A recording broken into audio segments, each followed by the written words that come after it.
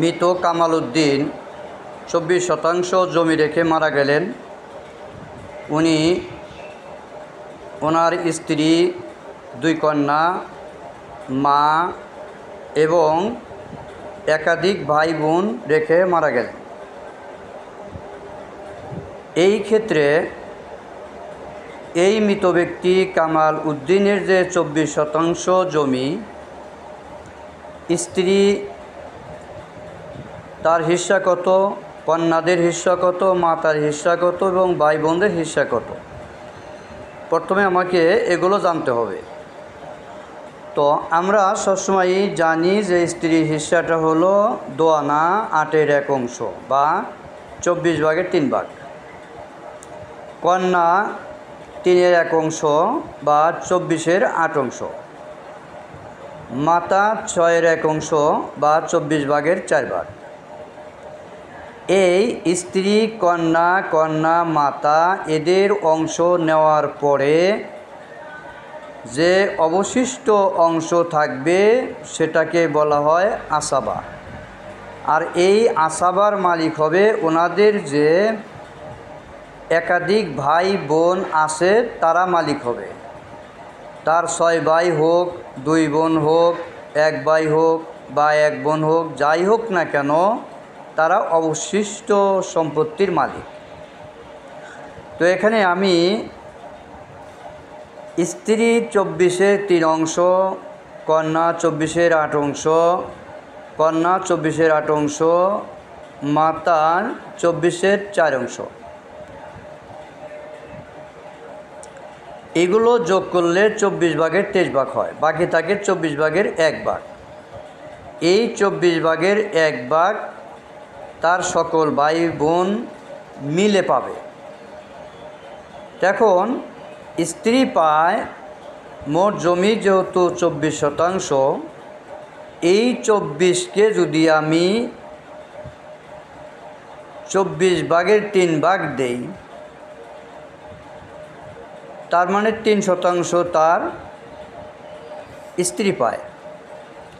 কন্যা 24-এর 8, 24কে 24 কাটলে 8 শতাংশ, 8 শতাংশ কন্যা। দ্বিতীয় কন্যা 8 শতাংশ, মাতা 24-এর 4 অর্থাৎ 4 শতাংশ। এই যে 1 শতাংশ, এই 1 শতাংশ যদি তার 6 ভাই 2 বোন হয়, 6 ভাইকে বোন বানাইলে 12 বোন আর 2 বোন 14 বোন। তা আমি যদি 1 এর 14-র 1, 1 এর 14-র 1 সমান সমান কত হয়?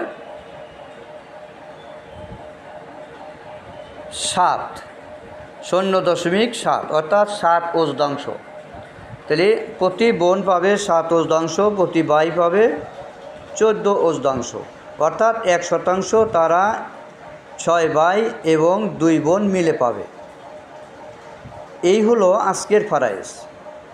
এখানে কথা হলো, আমাদের মধ্যে দেখা যায় যাদের ছেলে সন্তান না থাকে তারা এই সম্পত্তিটাকে মনে করে যে তার ব্রাদারি যারা আছে তারা এই সব সম্পত্তি নিয়ে যাবে।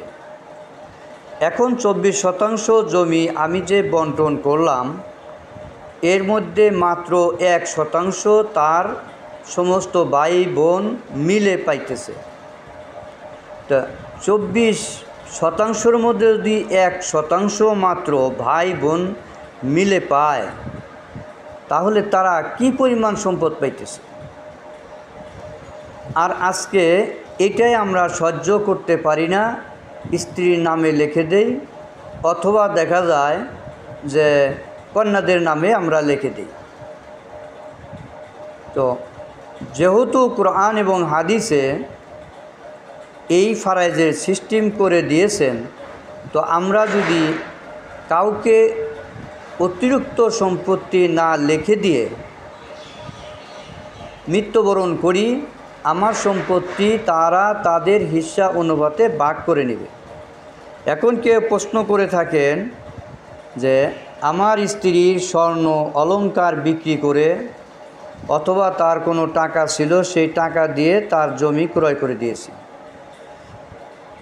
হ্যাঁ, যদি তার টাকা দিয়ে আপনি জমি ক্রয় করেন, তার নামেই অবশ্যই ক্রয় করবেন, এর দোষের কিছু নেই। তো ধন্যবাদ সবাইকে। আসসালামু আলাইকুম রহমতুল্লাহ।